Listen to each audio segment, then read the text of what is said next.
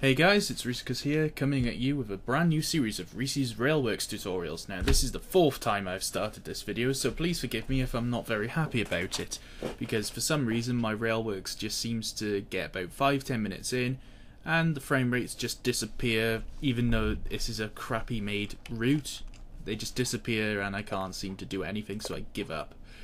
So I'm hoping it'll work this time. Right, in this tutorial I'm going to show you how to lay some basic track. Right, so what you need to do first of all is select the track laying icon, track, and before you do anything else you need to select your track rule. Now different track rules do different things, so I suggest if you're just doing something like a main line with a few yards on it, use the bath temp main 70 for your main line and the bath temp yard for your yards. These select the maximum or minimum radiuses of the curves and also the speed limits that are automatically applied. So once that's selected, I'm going to do some mainline work. Select the track that you want to use, so I'm using track bath wood new.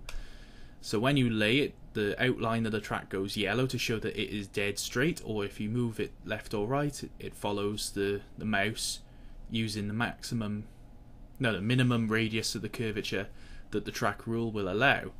So if you see, I've laid some track now using the mainline rule, whereas if you change the rule to be the yard, it will be much sharper. There we go, look at that, isn't that magnificent? So yeah, that's pretty much track laying in a nutshell. And you know, it's not very difficult to get on and do that in your editor. So there's a couple of other tools that you need to know about. One of them is the cut and join tool. Now they're two separate tools. One is the cut tool and one is join. So say you've got a piece of track and you want to cut it to length, you use this tool here and you bring up a little yellow arrow on the track and click and it separates it for you. If you decided that you made a mistake, you just press undo twice and it will re-render it back to what it was. Sometimes it won't do this because Railworks is a derp and likes not doing that sometimes, and you'll be left with a piece of track that's in the right place but is not joined at the end, and you get this little red square located at the join. Also you get the two sets of buffers which shows that the track is not joined. Now if you get this and you can't do anything about it, you press this button here which is the circle, the white arrow, the white lines and the yellow crosses. That's called the Weld Tool. It'll bring up a little grey cube and you click that and voila, it welds the track back together and the trains can now run across that. So, speed limits. When you lay track, it's better to put the speed limit in before you lay the track because doing it after is really difficult.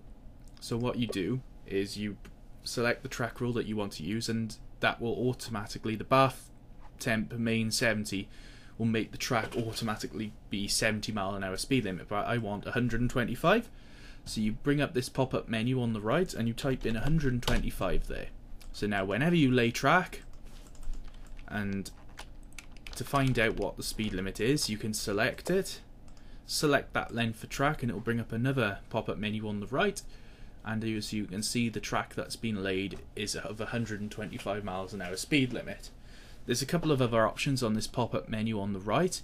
You can choose whether it's mainline or yard or passenger or freight or whatever.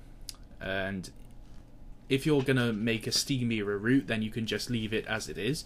But if you want to use overhead electric cables or third rail or fourth rail, you will need to select this option here to overhead wires, third rail or fourth rail, because the actual overhead wires or the third rail in Railworks does not work. It's a bit like a Hornby train set. It just looks pretty. It doesn't actually function.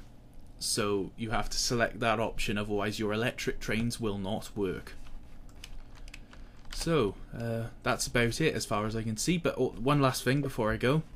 If you want to join a piece of track to something that's already been laid, you just press join, this button here.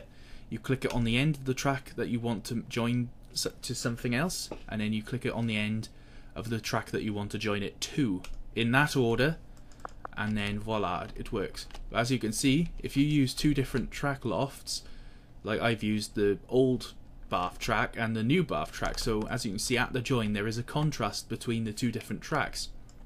So the way to counteract this, sometimes it doesn't work, but most of the time it will. Use the select button, drag it across the join, and there is this button here which is an orange square with a weird yellow circle behind it. So you click that and it merges them together. Now as I said, sometimes it just doesn't work, you know, because the track rules just can't be merged. As you can see there, it hasn't, and it should have done. But no, doesn't want to work. Right. That will work sometimes, but today it doesn't. Perhaps if I use a different one. Concrete and dirty.